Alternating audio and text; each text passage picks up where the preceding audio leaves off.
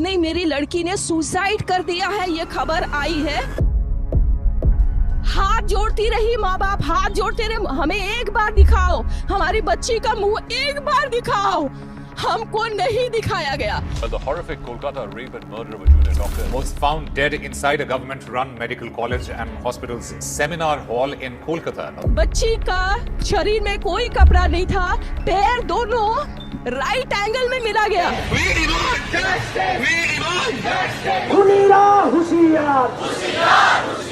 चश्मे को कूटा गया, जिसकी वजह से आंखों से खून निकल गया, गला दबा। आज हम डिस्कस करेंगे Kolkata rape and murder case कि कोलकाता के एक अस्पताल में कैसे एक फीमेल डॉक्टर के साथ रेप किया जाता है और फिर बहुत ही बेदर्दी से उसका कत्ल कर दिया जाता है। इस वाक़ये के बाद पूरे मुल्क में स्टूडेंट्स और डॉक्टर्स की एहतजाजी रैली चल रही है। क्या वहाँ की गवर्नमेंट ने इस वाक़ये को दबाने की कोशिश की और इस वाक़ये को दबाने की कोशिश क्यों की जा रही है और इस रेप और मर्डर केस को खुदकुशी का रंग दिया जा रहा है। जो वाक़या कोलकाता में हुआ है, याद रखिएगा ये वाक़ये पहले भी होते रहे हैं और आने वाले वक्तों में भी होते रहेंगे। पूरा वाक़या शुरू करने से पहले कुछ केसेस जो पहले हो चुके हैं वो आपके सामने रखना चाहता हूँ।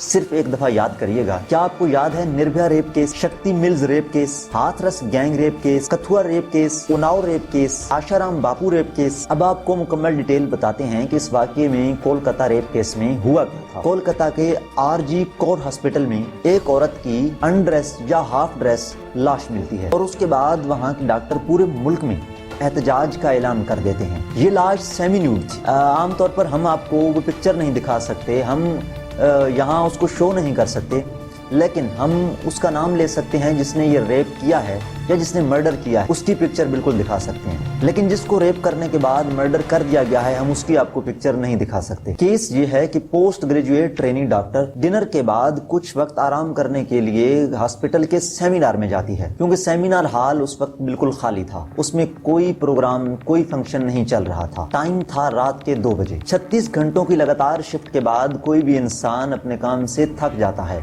और उसे कुछ वक्त आराम की ज़रूरत होती है। उसको कोई और आराम की जगह न मिली तो वो उसने सेमिनार हॉल का इंतखाब किया कि मैं सेमिनार हॉल में जाऊंगी और थोड़ा सुकून होगा तो सुकून से जाकर आराम कर लूंगी, थोड़ी आंख लगा लूंगी, थोड़ा सो लूंगी। सुबह सवेरे उस डॉक्टर की लाश वहां पर मिलती है। जब ये मर्डर और रेप हुआ तो पहली कॉल से ही उसको कवर अप करना शुरू कर दिया गया। देखते हैं कवर कैसे किया गया कि क्यों ना इस मर्डर और रेप केस को खुदकुशी का रंग दे दिया जाए। पहली कॉल हॉस्पिटल के ऑफिशियल्स की तरफ से डॉक्टर की फैमिली को की जाती है कि आपकी बेटी ने खुदकुशी कर ली है और इधर से सारी कहानी शुरू होती है कि एक रेप और मर्डर केस को कैसे छुपाया जा रहा था खुदकुशी के पीछे। जब ये बात सामने आती है कि ये सुसाइड नहीं है बल्कि ये मर्डर है और लाश पर सेक्सुअल असॉल्ट भी है, ये तो सीधा सीधा रेप का केस है, तो उसके बाद ऑटोप्सी होती है और ऑटोप्सी में ऐसी ऐसी डिटेल्स सामने आती हैं कि पूरा मुल्क सकते में चला जाता है कि किस तरह उस डॉक्टर लड़की को गला घोंट कर मारा गया था, कैसे उस पर जेनिटल टॉर्चर किया गया था, थायराइड कार्टिलेज टूट गया था, इतनी बुरी तरह से उसको स्ट्रेंगल किया गया था और उस लड़की के प्राइवेट पार्ट्स पर जो जख्म है वो रिपोर्ट तो 4 पेजेस पर मुश्तमिल है कि कैसे तकरीबन 3 से 5 बजे के दरमियान उस पर यह असॉल्ट हुआ था। उसके बेली पर, उसके लिप्स पर, उसके फिंगर्स पर और उसकी लेफ्ट लेग पर चोटों के निशान थे। उसका मुंह और उसकी नाक को कितनी बुरी तरीके से क्लैंप किया गया था और एक दीवार के अगेंस्ट उसे बकायदा पुश किया गया था जिससे वो चीखने चिल्लाने से कासिर रहे। उसके फेस के ऊपर स्क्रैच मार्क्स हैं और तो और जो सबसे पहले इमेजेस सामने आती हैं उसमें ये देखा जा सकता है कि कैसे उसके मुंह से खून निकल रहा है, उसकी आंखों से खून निकल रहा है और ऑटोप्सी रिपोर्ट जो कहती है कि सेक्सुअली जेनिटल टॉर्चर बहुत इंतहा का हुआ इस लड़की पर। अब सवाल ये पैदा होता है कि जब हॉस्पिटल की इंतजामिया की तरफ से उनके फैमिली को बताया गया कि आपकी बेटी ने खुदकुशी कर ली है, तो जब उसकी माँ वहाँ पहुँचती है तो उसकी माँ को बॉडी देखने की इजाज़त क्यों नहीं होती। उनकी माँ का कहना है कि मैं अस्पताल की इंतजामिया के सामने गिड़गिड़ाती रही, रोती रही, उसका मुंह और उसका जिस्म तो देखने दो, लेकिन उसे नहीं देखने दिया गया। फिर अगले दिन 2 बजे उसकी माँ को वो बॉडी देखने के लिए दी गई, यानी तकरीबन 24 घंटे बाद। अब इस वजह से डॉक्टरों ने कोहराम मचा दिया। इसके बाद पुलिस, इंतजामिया और गवर्नमेंट पर بہت ہی زیادہ پریشر پڑا اور اس پریشر کے بعد ہی چھانبین اور انویسٹیگیشن شروع کی گئی۔ لاش کے پاس سے ایک بلوٹوتھ ڈیوائس ملی، اس بلوٹوتھ ڈیوائس کی وجہ سے قاتل پکڑا گیا۔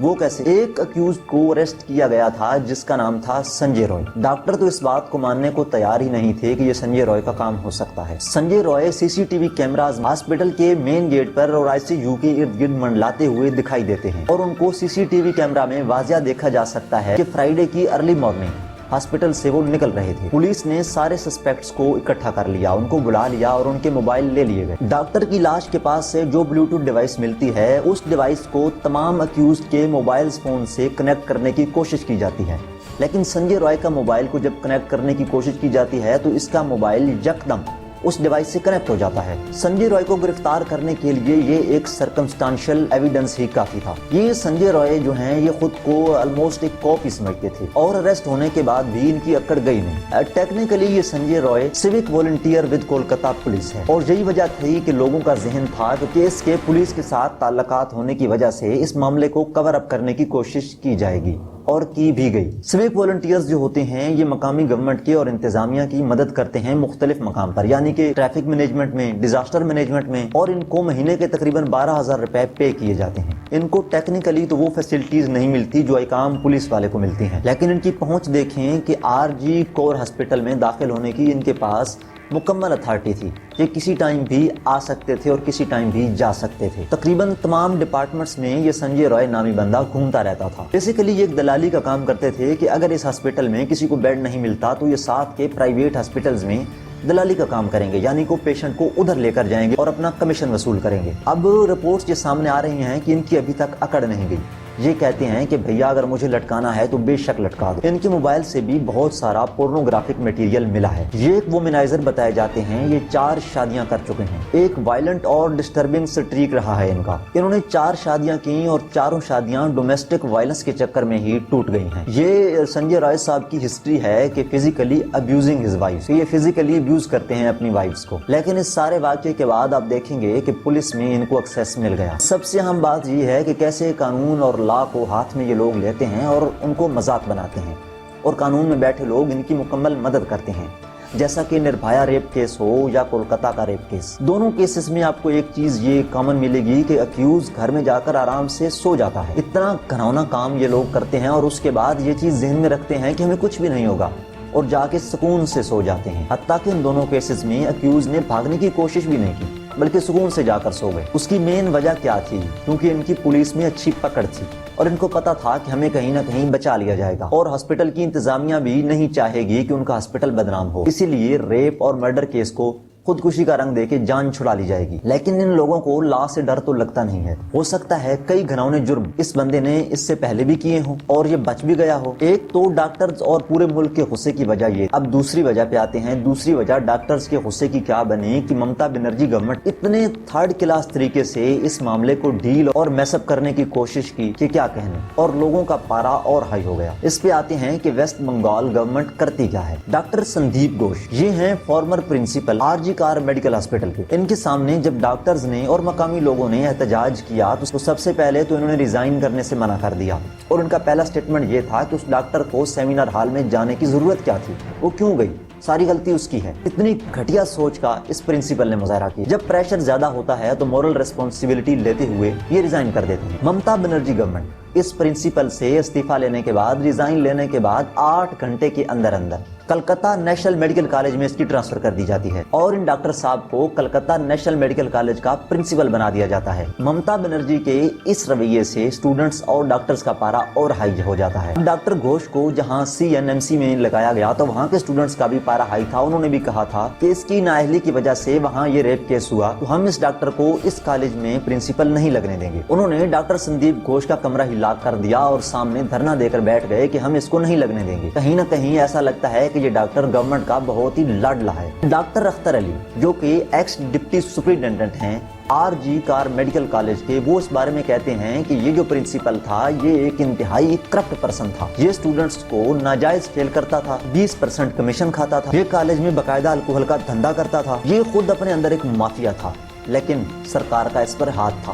सरकार का बहुत ही लाडला था ये प्रिंसिपल। जब ममता बनर्जी गवर्नमेंट पर प्रेशर बहुत ज्यादा आता है तो उसकी स्टेटमेंट बदल जाती है। वो स्टूडेंट और डॉक्टर्स को कहती है कि हम तो आपके साथ हैं, हम तो चाहते हैं कि अक्यूज्ड को सख्त से सख्त सजा दी जाए। ममता बनर्जी ने पुलिस को इस चीज का कहा कि अगर आप संडे तक ये मामला नहीं क्लियर करते तो मैं ये केस सीबीआई को दे दूंगी। लेकिन ममता बनर्जी की इस धमकी पर हाई कोर्ट ने आकर पानी फेर दिया, क्योंकि संडे को कोई भी इंतजार करने को तैयार न था। सबसे पहले हाई कोर्ट ने डॉक्टर संदीप घोष को फटकार लगाई कि जो आपका रवैया था इस मामले में वो इंतहाई हार्ट ब्रेकिंग था। उसके बाद 8 घंटे के अंदर अंदर आप दूसरे कॉलेज में ट्रांसफर करवा लेते हो। मॉरल रिस्पॉन्सिबिलिटी लेने के बाद आप इतनी जल्दी किसी दूसरे कॉलेज में ट्रांसफर कैसे कर सकते हो? ये नहीं चलेगा, हम आपको ड्यूटी से रिलीज करते हैं और फिलहाल आप घर जाके आराम करिए। और हाई कोर्ट ने फटाफट ये मामला सीबीआई के हवाले कर दिया। कोलकाता पुलिस की कोई इसमें इंटरफेयर की जरूरत नहीं है, अब सीबीआई इस मामले को देखेगी। अब बात यहाँ ये आती है, अगर एक्यूज पहले से गिरफ्तार है और उस पे केस चल रहा है तो कोलकाता पुलिस से केस लेकर सीबीआई को क्यों दिया गया?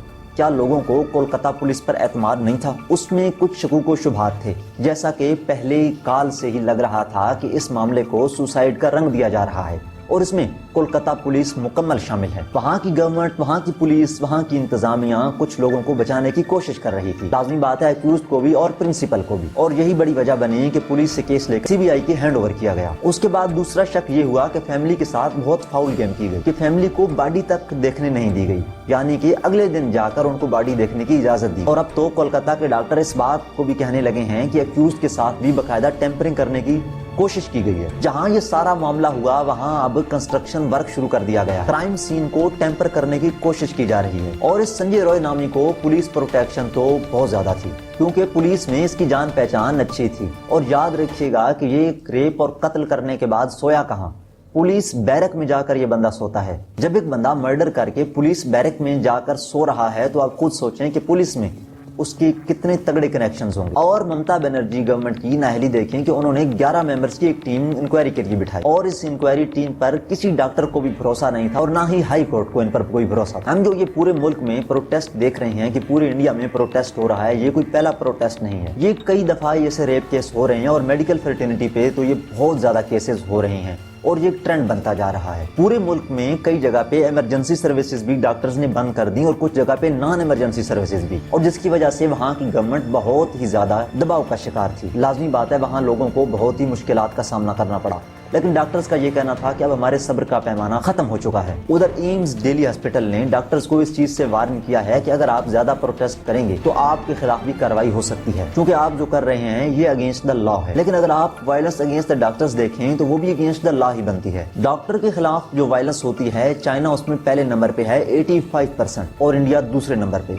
यानी 75% वहाँ डॉक्टर्स के साथ मिसबिहेव किया जाता है। यानी इंडिया में 75% डॉक्टर्स पर कभी न कभी वर्बल या फिजिकल वायलेंस जरूर हुआ है। क्या इस सब को ठीक करने की जरूरत नहीं है? और जो कुछ कलकत्ता में हुआ है वो तो इसका वर्स्ट एग्जाम्पल है। इसलिए IMA 5 डिमांड्स कर रही है कि तमाम हॉस्पिटल्स को सबसे पहले तो सेफ जोन डिक्लेयर कीजिए। सेकंड नंबर पे तमाम हॉस्पिटल्स में पुलिस की सिक्योरिटी लगाइए, चाहे वो प्राइवेट हॉस्पिटल हो या सरकारी हॉस्पिटल्स, तमाम में पुलिस सिक्योरिटी जरूर होनी चाहिए। उसके बाद तमाम हॉस्पिटल्स में CCTV कैमरा जरूर होने चाहिए। डॉक्टर्स और हॉस्पिटल्स पर हमलावर होने वालों के खिलाफ कोई यूनिवर्सल लॉ बनाई। लॉ तो पेपर वर्क में जरूर है, लेकिन ऑन ग्राउंड में उसका कोई इम्पैक्ट नहीं है, वो अप्लाई नहीं होता। इस केस के बाद लोग बहुत ज्यादा शॉक हैं और डॉक्टर भी बहुत ज्यादा गुस्से में हैं। और मुझे जहां तक लगता है कि ये इंसिडेंट्स फिर भी होते रहेंगे।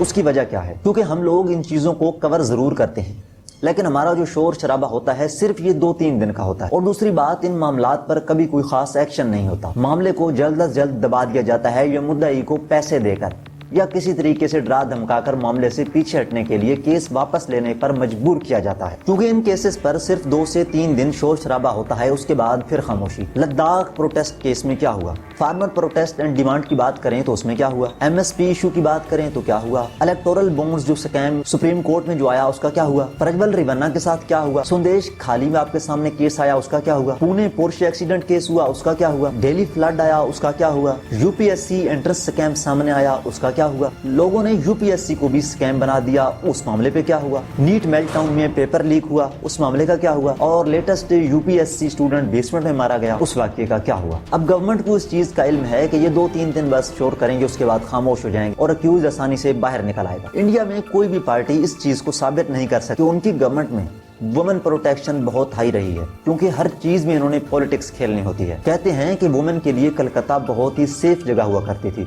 हो सकता है किसी दौर में ऐसा हुआ हो, अब तो बिल्कुल भी नहीं है। तो इधर डीएमसी को भी लिताड़ा जा रहा है और उधर बीजेपी के गवर्नमेंट होते हुए गुरमीत सिंह को दोबारा पेरोल मिल गया है। इतना हाई प्रोफाइल मर्डर और रेप केस वाला अक्यूज जब इसी तरह जब चाहेगा जेल से बाहर आता रहेगा और अपनी मर्जी के मुताबिक जेल में कुछ दिन गुजार के फिर आ जाया करेगा, तो याद रखे लोगों में कभी भी कानून की इज्जत नहीं रहेगी। इसका हल हो सकता है, लेकिन उसका हल एक ही है कि जो ऐसा काम करता है उसको निशाने इबरत बनाया जाए, ताकि कोई और ये काम करने से पहले लाख दफा सोचे कि मेरे साथ ये भी हो सकता है, मेरे साथ ये हो सकता है, उसने किया था, उसके साथ ये इंजाम हुआ था। और औरतों में भी इस चीज की आगाही बढ़ाने की जरूरत है। अब इंतजामिया क्या करती है कि कई दफा वो एनकाउंटर किलिंग कर देती है या वो केस 100 साल तक चलता रहता है। इसीलिए अवाम एनकाउंटर किलिंग से खुश रहती है कि चलो कुछ ना कुछ फैसला तो हुआ, क्योंकि 100 साल वाला जस्टिस अवाम अफोर्ड नहीं कर सकती। लेकिन डेमोक्रेटिक मुल्क के अंदर ये जरूरी है कि उसे कानून के मुताबिक सजा दी जाए, चाहे वो कितना ही बड़ा मुजरिम क्यों ना हो। ऐसे केसेस को डील करना कोई मुश्किल काम नहीं है, क्योंकि ऐसे केसेस में सबूत बहुत ज्यादा होते हैं, यानी कि सीसीटीवी कैमरास होते हैं, साइंटिफिक आपके पास सबूत आ जाते हैं और उससे अक्यूज्ड को पकड़ना और उसे सजा देना बहुत ही आसान काम है। लेकिन शर्त यह है कि घटिया गवर्नमेंट कानून के सामने दीवार न बने, जैसा कि ममता बनर्जी गवर्नमेंट। अगर वीडियो अच्छी लगी हो तो वीडियो को लाइक और शेयर कर लें और चैनल को सब्सक्राइब कर लें।